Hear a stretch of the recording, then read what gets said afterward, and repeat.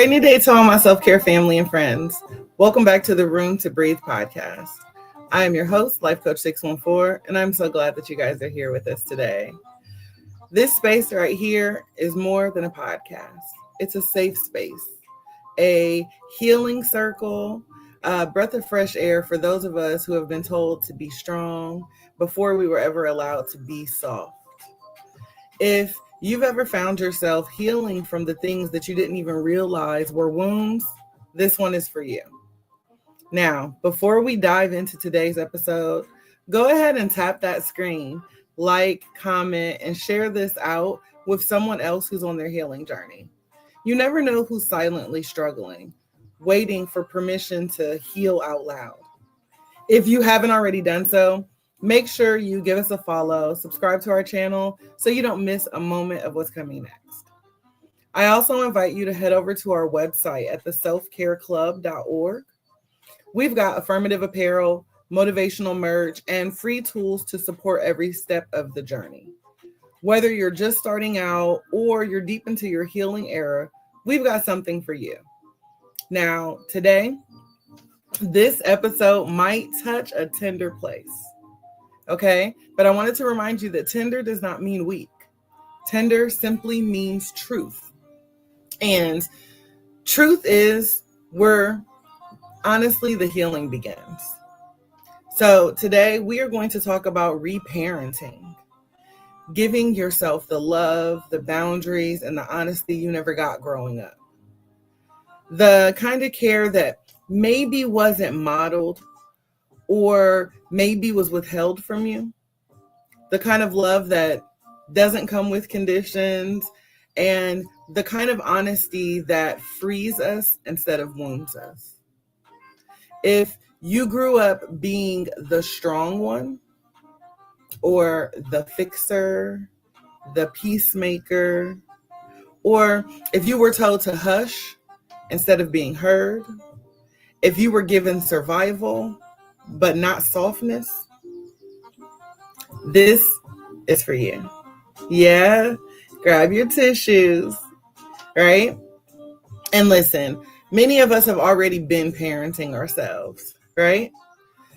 You've been holding it down for years, but now it's time to shift from surviving to soothing, right? From performing to protecting ourselves. And from repeating the cycle to rebuilding it with intention. This isn't about placing blame. This is simply about becoming.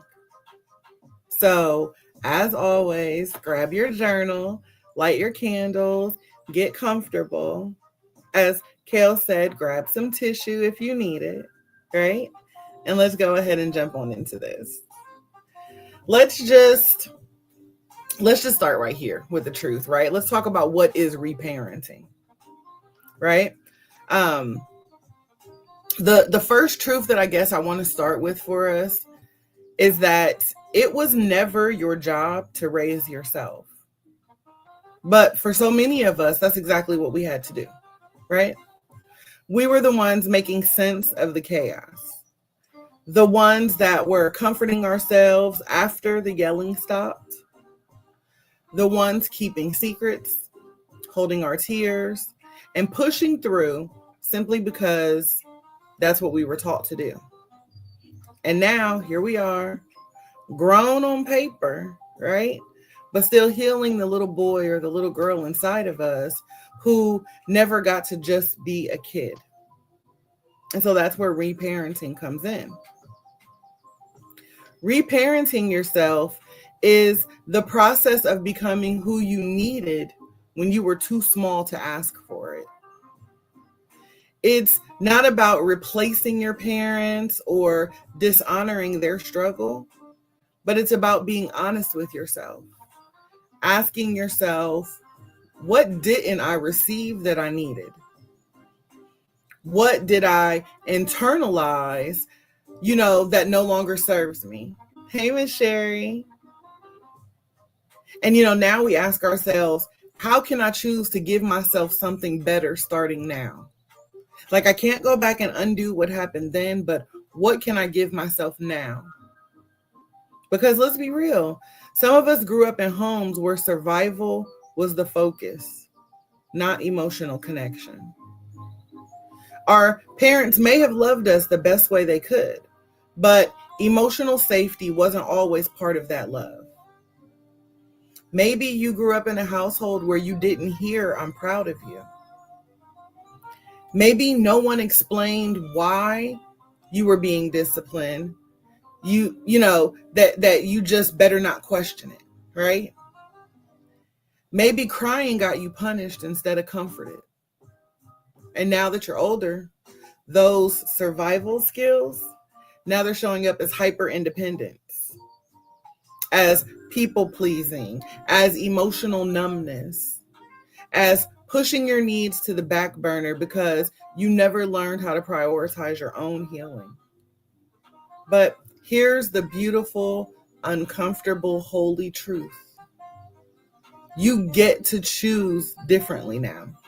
You get to, right? You get to pause the patterns. You get to mother yourself. You get to father yourself. To speak life over yourself, even if no one else ever did. Hey, Miss Jackie. Reparenting means giving yourself compassion when your inner critic is too loud. Learning how to soothe your anxiety without causing shame to yourself. Setting boundaries, not punishing others, but protecting your peace, right? And then, of course, validating your own feelings, even if no one else taught you how to. It's telling your younger self, you didn't deserve that, but you made it. And now we're going to do this differently together. And listen, it is not always pretty. It is not going to happen overnight. Sometimes it's messy, right? Sometimes it's crying in your car. Sometimes it's walking away from family, from friends, even old versions of you that no longer align with your growth. But every single time you choose healing over habit, you are reparenting yourself. Every time you rest without guilt, every time you speak up instead of shutting down, every time you say, "I love you" to the mirror instead of waiting for the outside world to validate you, you're doing it. And that's powerful. That's revolutionary. That is self-care in action. And so today we're going to jump right into the lies that we were taught. And there are so many of them. Okay, y'all? So many of them. And, I think in so many minority households, we were raised in love, but there was also lack, right? And it's not always financial lack, right? But emotional lack. Not because our parents didn't care, but because they didn't know what they didn't know, right? They were parenting from survival too. They raised us based upon their trauma. Congratulations. They, raised us from their own unhealed wounds. And what they didn't heal, they handed down. Not on purpose, but it is what it is, right? So let's talk about some of the phrases that we heard growing up, right? The ones that shaped us in ways we didn't even realize until we started to heal. A top one on my list was, "What goes on in this house stays in this house." And I know everybody, show of hands, everybody's heard this one, right? Because this classic, common, dangerous phrase, "What goes on in this house stays in this house," right? We thought that we were being taught loyalty. That's what they told us, right? But what we were actually being taught was silence over safety. This phrase right here taught us how to keep secrets even when we were hurting. Hey, Papa Smurf. Hey, Ava. That phrase right there, that "what goes on in this house stays in this house," taught us to keep the secrets even when they hurt us. It taught us to protect reputations instead of protecting our peace. It taught us how to suffer in silence, to put on a brave face, to never ask for help. But we're no longer keeping secrets that are killing us quietly. Reparenting says, you know what? My truth is not betrayal. Reparenting tells us that, my story deserves space. I am safe to speak on what is happening to me, what is hurting me, and it is safe for me to seek help. Another one that I can recall is stop all that crying before I give you something to cry about. You're like, what? As a kid, if I'm crying, something already made me cry. So why would I need something else to cry about, right? Like this one, y'all. Hey, Mocha. This one, I'm telling you, it shut down so many emotional responses. Like I was already processing the emotions crying, but if I didn't want a feeling to be imposed on me and make me cry even more, I better stop it, right? I better nip it in the bud. And so saying that basically taught us how to disconnect from our own feelings before we even learned what our feelings were. Thank you. So now as adults, we struggle to name our own emotions. We apologize when we cry. Like, make it make sense. We feel weak, right? When we feel anything too deeply. But we have to begin to understand that our tears are not a weakness. Crying is not a flaw. That little girl inside of you, the little boy inside of you, they needed comfort, not to be controlled. And so now that we get to reparent ourselves, reparenting says, my emotions are valid. My feelings are valid. And crying is a release, not a rebellion. Right? I am allowed to feel without fear. We have to give ourselves permission to feel and to do so without fear. Another one. Y'all ready for this one? Because I said so. I know y'all heard it, right? Sometimes this was just out of pure exhaustion. Okay, as a parent, I know I am constantly like, because I said so. Right? Because children will test your gangster. Like children will keep asking you the same question all over again. And you're like, I said no. And they're like, why? I'm like, because I said so. And I've had to try to take the because I said so off the table. And I try my best to replace it with asked and answered. Like you asked the question, I answered the question. We're done. You know what I mean?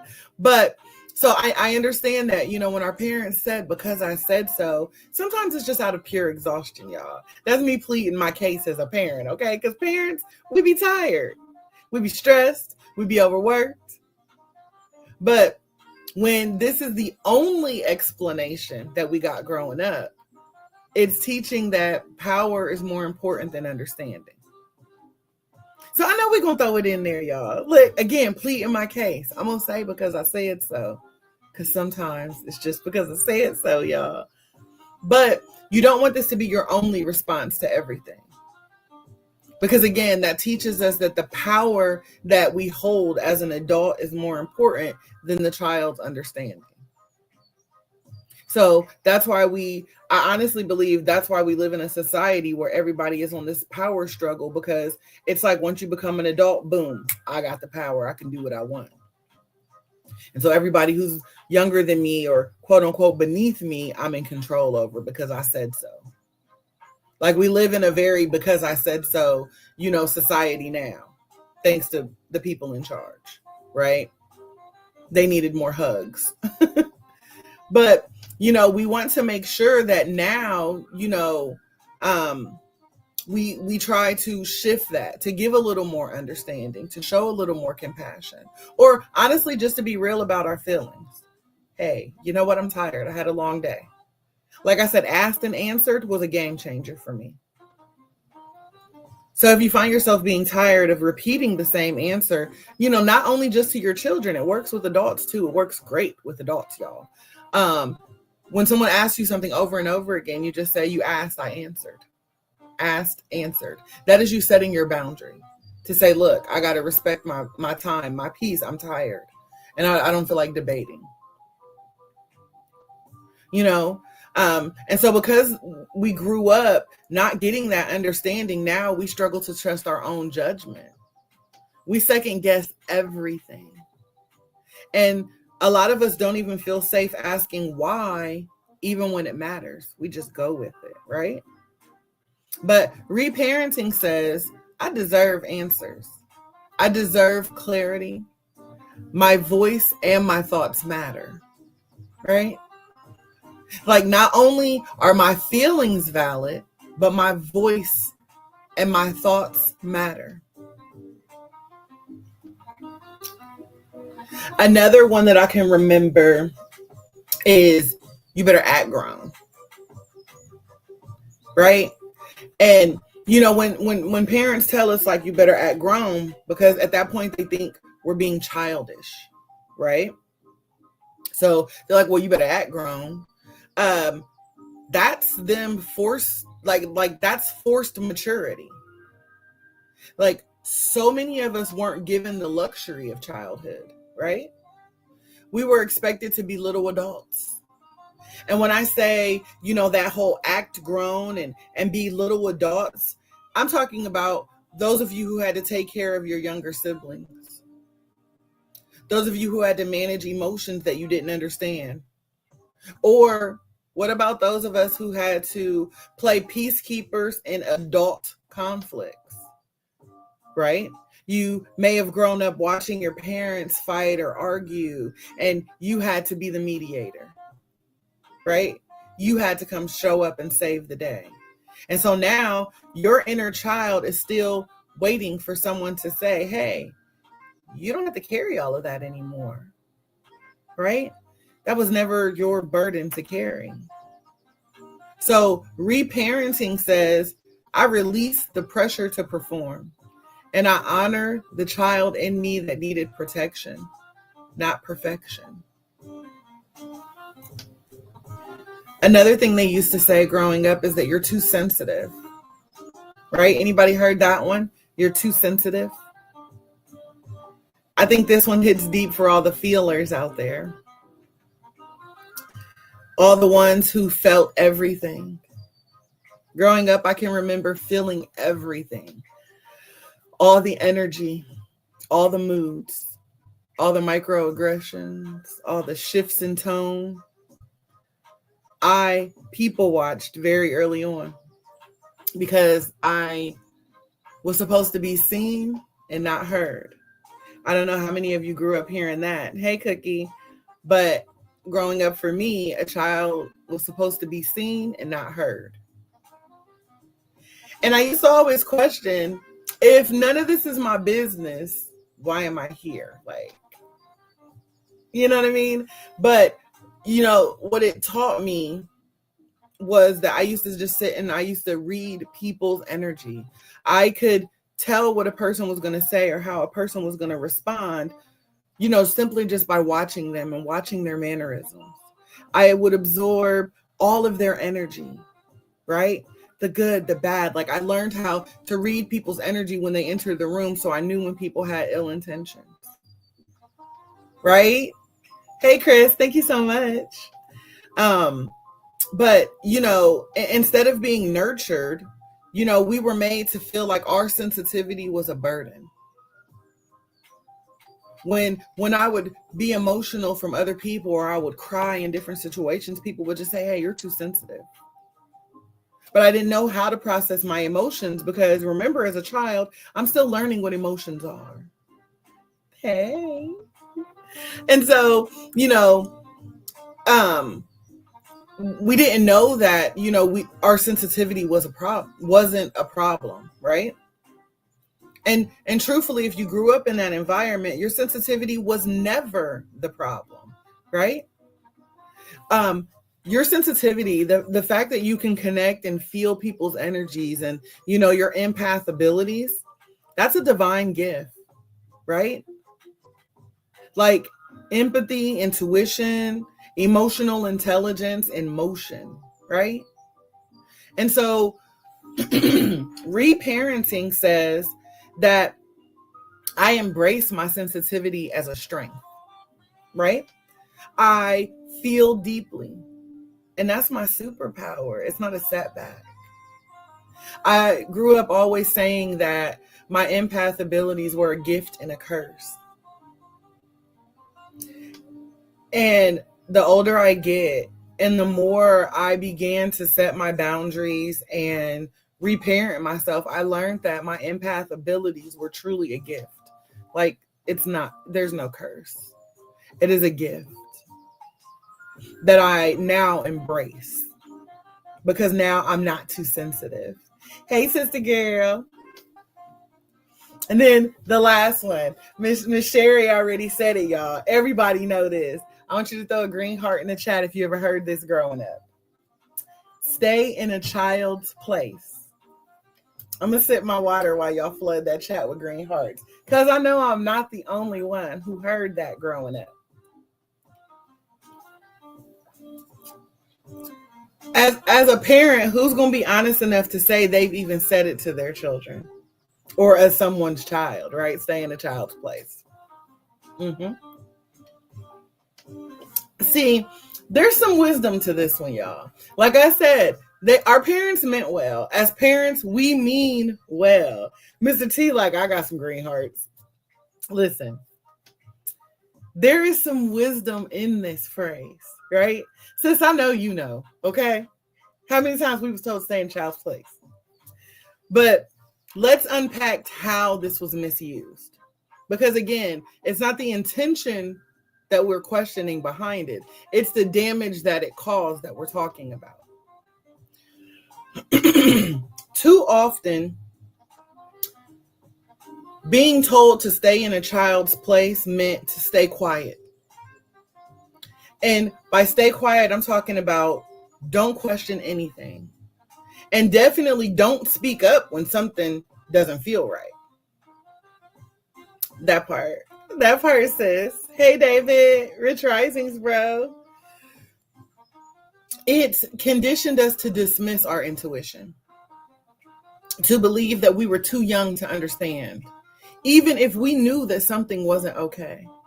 Thank you, bro. Thank you for stopping in. I appreciate you. You'll be able to go back and watch the replay on YouTube anytime, just so you know.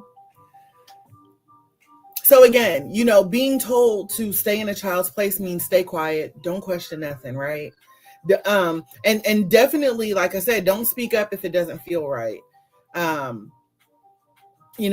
goes back to the beginning of what we all said, what happens in this house stays in this house, and all of these things that we've already gone over. And so now as adults, many of us still shrink in the presence of authority. We still hesitate to speak our truth. We still struggle with advocating for ourselves. And so now, as reparenting says, I'm no longer silencing my inner voice. My truth is not disrespectful. It's divine. So, stay in a child's place, yeah. When children are being disrespectful, you know what I mean? When they're getting too much involved in the adult conversation. Yeah, that stay in a child's place is a key phrase. However, we need to redirect them with where the child's place is. You can't just stay in a child's place and expect them to comprehend. Thank you, Miss Cookie. You have to then redirect it. If grown folks' conversation is happening, then children should not be present. And guess what? Then they wouldn't be in the adult conversation. Or we get mad at the kids when they repeat what they overheard. They shouldn't have been around to overhear it. So again, we have to question ourselves as to why we allowed their proximity to be so close, why we didn't define a child's place. So yeah, I definitely believe that there's some wisdom in that phrase, just like all of the phrases that we heard growing up, right? Again, the intent was good. Just like you better eat all your food. I don't care if you're full. Like we teach gluttony, right? And then we wonder why we grow up as adults battling with these issues with our weight, with diabetes, with high blood pressure, because we were forced to eat all of our food. Nobody cared if we were full. And I know that this may seem small. Hey, Janelle, this may seem small, but that phrase right there taught us to override our bodies. And now we wonder why we don't know when to stop eating, right? And now it's even grown from the plate, right? We don't know when to stop eating, when to stop giving, when to stop pleasing, when to stop tolerating, because we were never taught how to honor our own limits.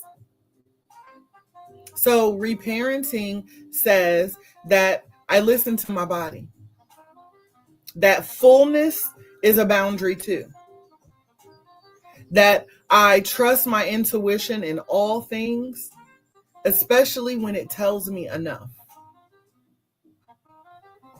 I can remember just even last night at dinner, we were all at dinner, and the 3-year-old, she ate all her food, and she specifically asked for more. So her mom got up and got her another spoon. We had tuna casserole last night, y'all. So her mom got up and got another little spoonful of tuna casserole. And then the 3-year-old said, I don't want it. I'm full. So of course we're all frustrated, like, well, why did you ask for more? You know? And then I just looked like, well, why did you ask? So at first I had her sit there for a minute, and she's like, no, she decided she was full because she knew that we were getting ready to cut a watermelon. And she's like, no, I want watermelon. And I said, well, you can't have watermelon because you asked for extra food, but you said you were full, which is your excuse for wasting your food. So now you cannot have watermelon, right? So, but I did not force her to eat the food either. We just reminded her that we're going to put it in a container and she can eat this tomorrow. And once she eats it tomorrow, then she can have watermelon tomorrow too. You see what I mean? So we have to learn how to kind of turn it into a teachable moment. And the other thing we have to think about too is, as parents, we tend to make the kids plates. How do we know what's enough and too much and all of that for them? We don't feel when they're full.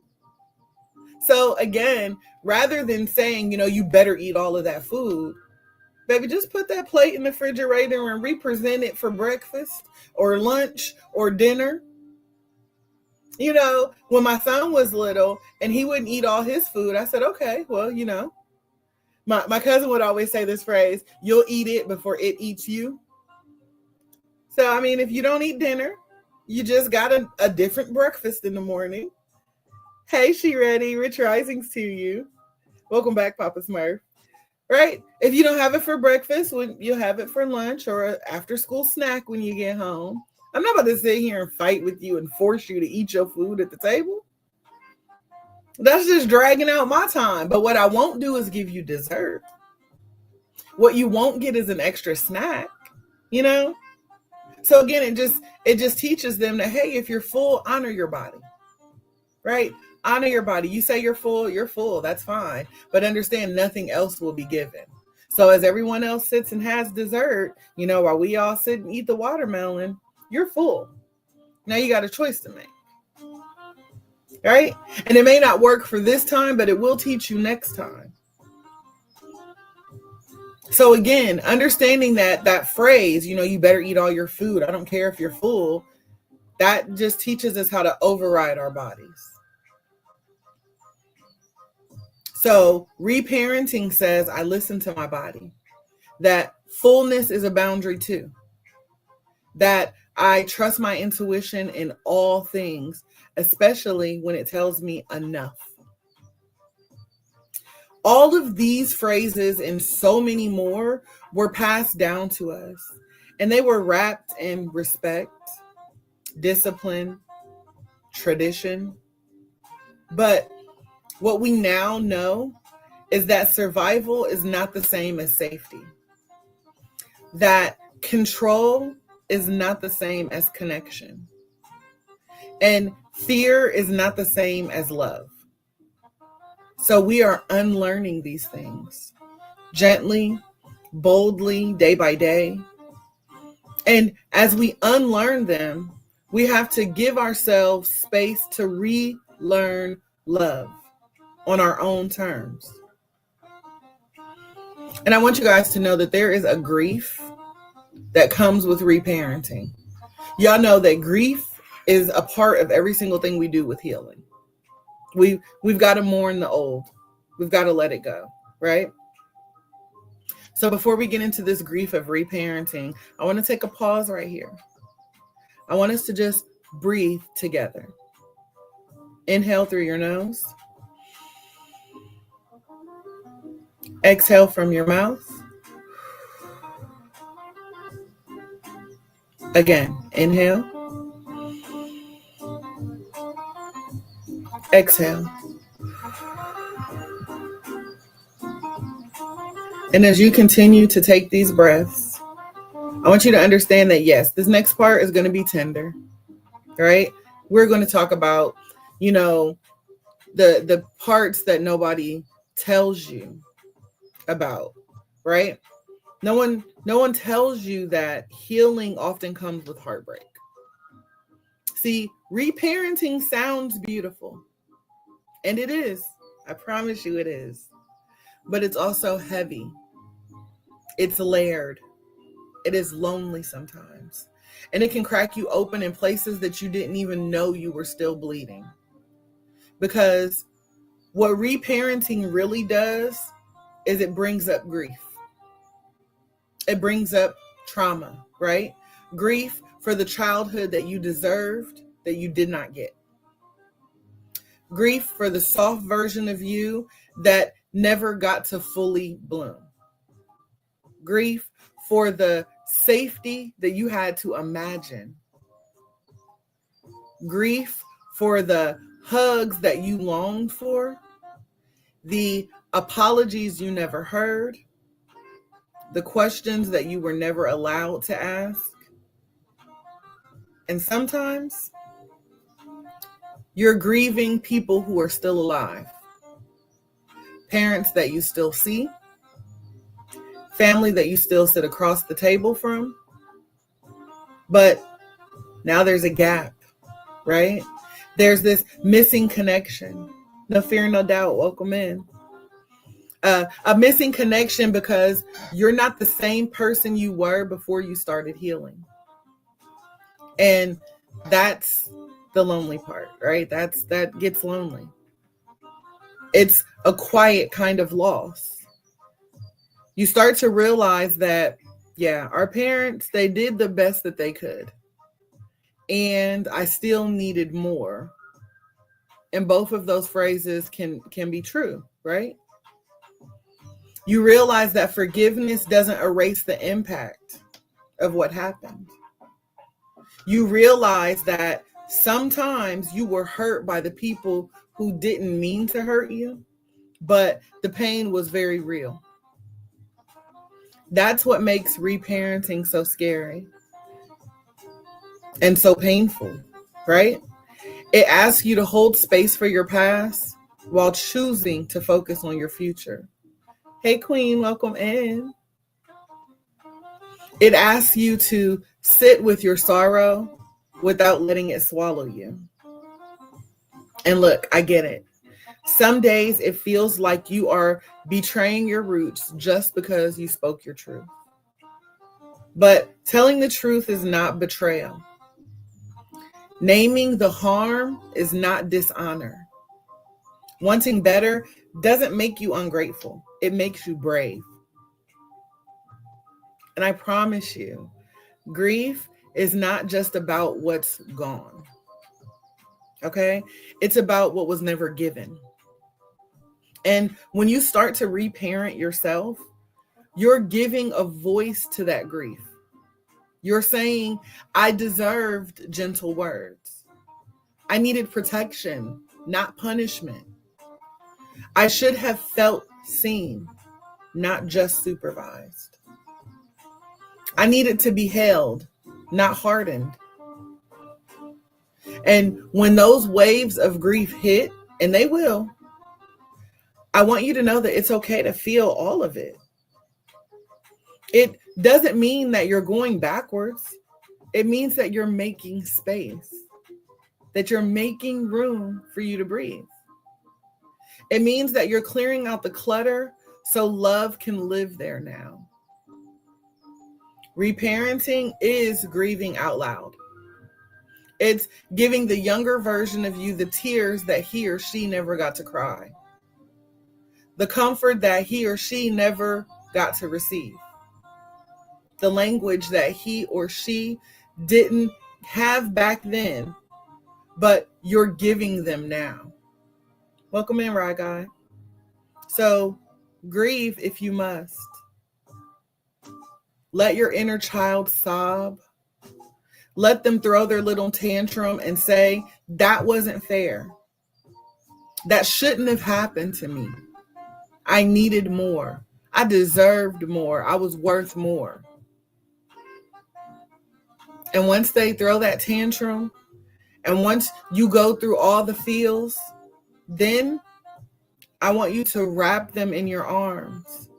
I want you to tell your inner child that, baby girl, little man, I see you, that I believe you, that I love you, and that I'm never going to abandon you again. Because every time you choose softness over shame, compassion over criticism, peace over performance, you are reparenting the little boy in you, the little girl in you. You are raising yourself with love this time. You are becoming the parent that you always needed. And that is nothing short of holy. There's something so sacred in that. So let's talk about what reparenting looks like now, right? Now that we've unpacked the grief, the lies, and the pain, let's talk about the healing. Because never would I take y'all somewhere and leave you hurting, okay? Reparenting is not just this big, dramatic, one-time decision.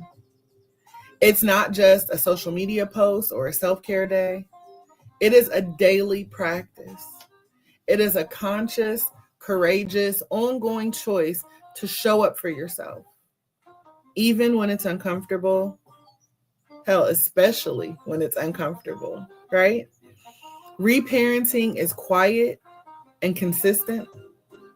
It happens in the small moments, the hard decisions, the second chances we give ourselves, right, Miss Sherry? Let me show you what I mean. Reparenting looks like speaking gently to yourself when you mess up.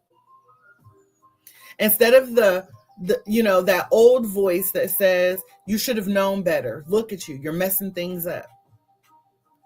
Instead, you pause, you breathe, and you tell yourself, you know what? It's okay, baby. We still learning. I still love you. Right? That's reparenting. I can remember potty training my son and his best friend. They're about a few months apart.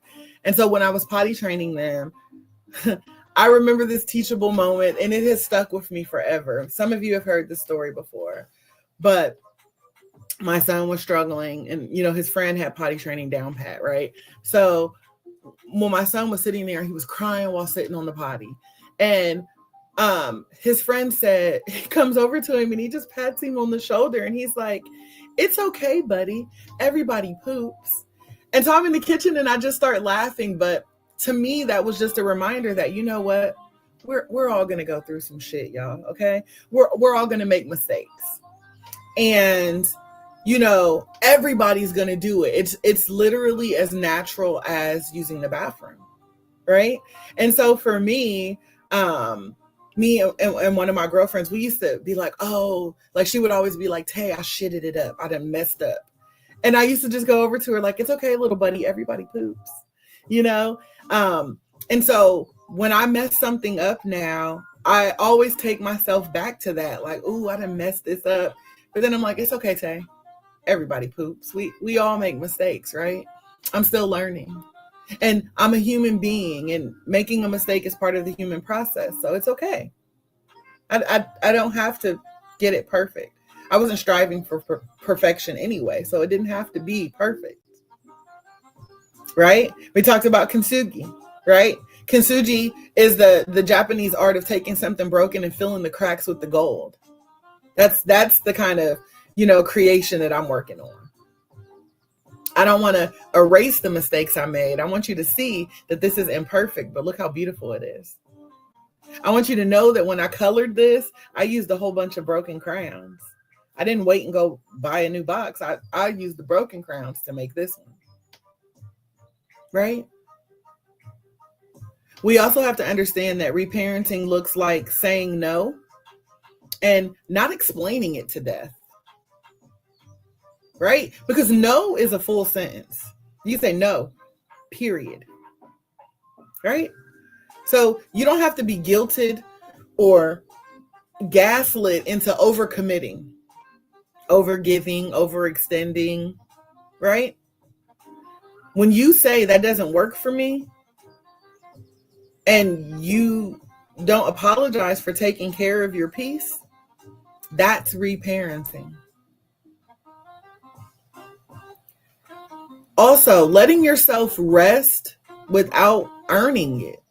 I don't know whose idea it was for us to earn rest, right? But not waiting until you're on the edge of burnout, not feeling bad for taking a nap, not trying, not tying our worth to how productive you were today. Sometimes it just sounds like, I'm tired and I deserve to rest just because, right? Just because I exist. Again, it's another part of that human experience.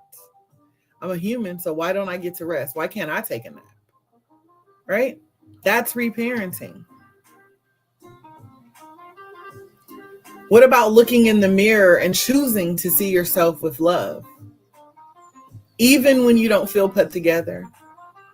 Even when the old programming tries to whisper you're not enough. Some of us have been taught that you got to get up and you got to put your face on, you got to do your hair, you got to dress a certain way, you got to look a certain way, you got to look the part, right? And that's that old programming whispering to us, you're not enough unless you do this, right? Then we turn the TV on and of course they tell us what to buy, what to wear, what to eat, what to drink, where to go, right? But reparenting tells you to look at yourself and say, you are beautiful with the crust in your eye, with your hair all crazy, right? No matter your shape, your size, what color you are beautiful. You are worthy. I see you. I'm proud of you. That's reparenting. Reparenting is also challenging the negative self-talk that you inherited. Right? And we all have it. We all have it. But, now when that negative self-talk shows up and says, you're too much, right? You're not good enough. Nobody cares. You stop because you recognize that. You breathe. And see, you didn't have a voice then, but you got one now. So now you talk back to it and you tell it that's not true. I am loved. I am worthy. I am enough. I've always been enough. I will always be enough. And I am healing. That's reparenting. Reparenting is also creating joy just for your inner child. Yes, joy is a part of reparenting too. When I say joy, I'm talking about dancing in the living room with no shame. Buying a coloring book. Eating the cereal you were not allowed to have then. Laughing loudly. Singing off key. Playing. Reclaiming your right to feel free. That is reparenting. You deserve that joy. But let me tell you guys, reparenting also looks like therapy when you need it. Not just because you're broken, not because you're crazy, but because you're worth the investment.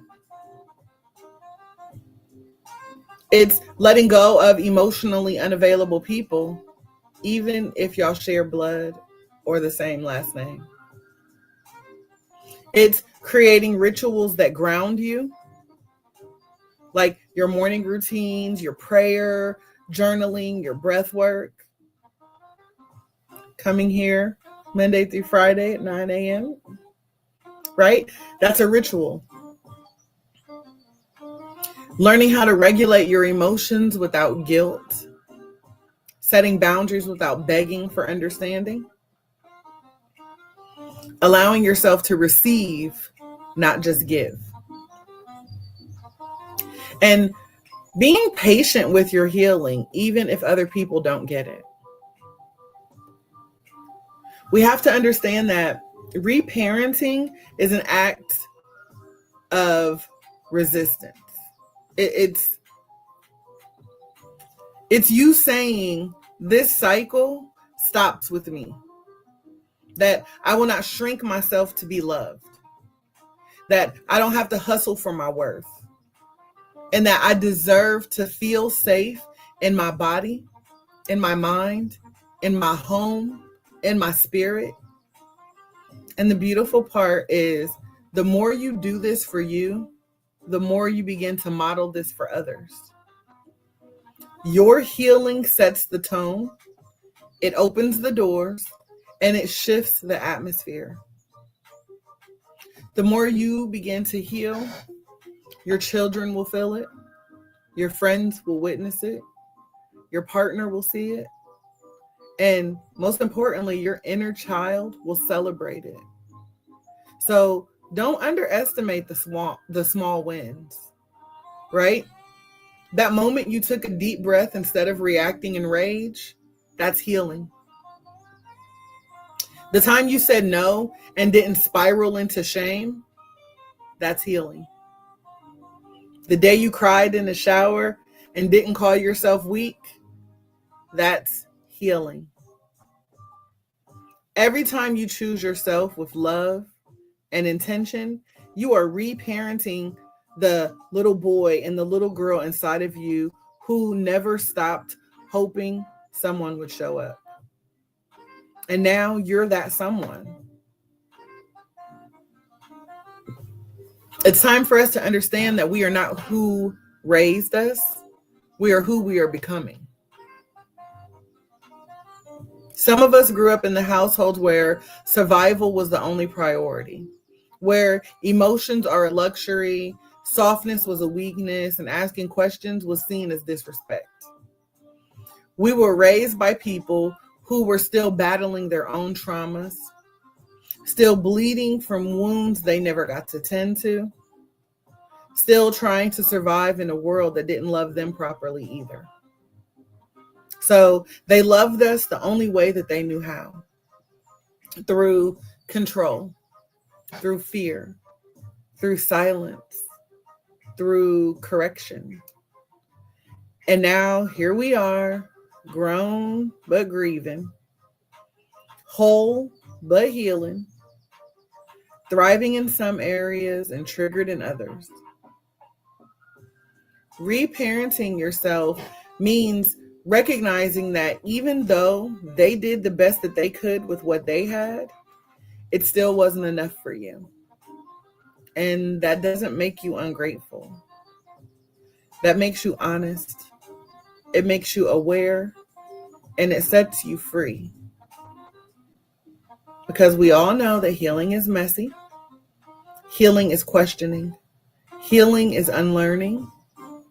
It's crying over the things you didn't get to cry about as a child because you weren't allowed to.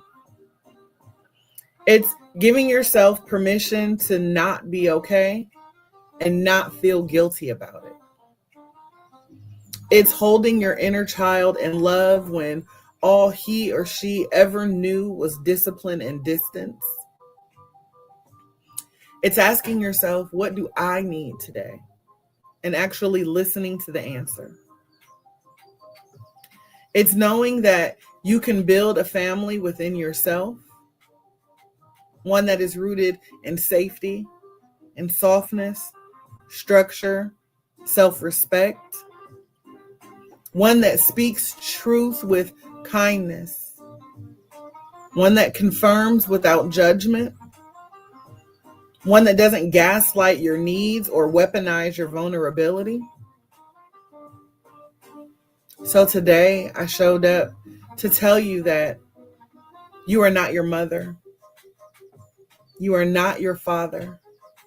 You are not your trauma. You are not your past. You are a cycle breaker. You are the soft place to land. You are the new blueprint. You are the one who says, that stops with me. It shifts with me. It heals with me. And that is the sacred work. That is the divine work. That is our legacy at work. Welcome in, Crystal. So if you're somewhere in the middle of your healing, if you are still trying to figure things out one truth at a time, still unpacking one lie at a time, still choosing yourself one boundary at a time, please know this.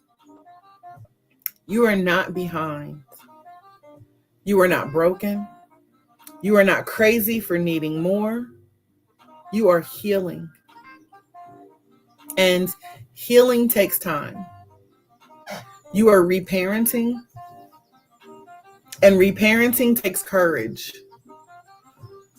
You are growing. And that's what matters the most. So give yourself some grace.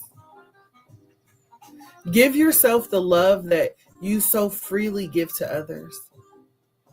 And when it gets hard, and it will, I want you to remember this. You don't have to become who raised you. You get to become who you needed. And that is the most beautiful transformation of all. Now, before we go, I want to leave you guys with this. None of you are here by accident. You didn't tune into this episode just to pass the time. Your spirit led you here because something deeply within you is ready to release, ready to grow, ready to breathe again. And maybe today's conversation stirred some emotions. Maybe it cracked open some memory, some truth, some silent battles that you didn't even know that you've been carrying in your chest for years. That's right, sister girl. It stops with us. So listen, if this stirred something inside of you, I want you to know that it's not weakness. That is your wisdom rising up. That is the truth bubbling up to the surface so it can finally be seen, heard, and healed. You are doing the sacred work every time you choose to show up for yourself. Every boundary that you honor, every lie that you unlearn, every moment you pause to say, this stops with me. You are becoming the version of you that your younger self dreamed of, and that your future self is already cheering you on for. So keep breathing. Keep choosing peace over patterns. Keep choosing you over what broke you. Keep remembering that you are not too much and that you were never not enough. Know that the Self-Care Club will always be here to remind you of that. That you don't have to heal in isolation. That you get to heal within a community. That you don't have to be perfect. You just have to be present.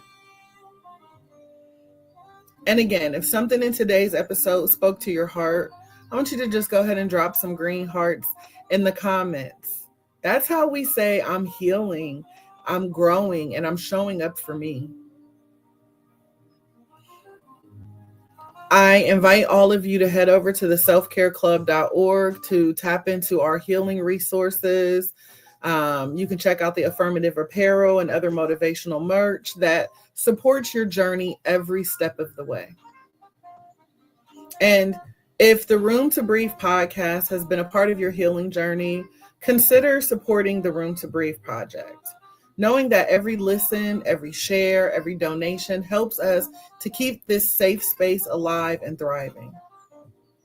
This is not just a podcast, it is a movement. It's a healing space. It is our room to breathe.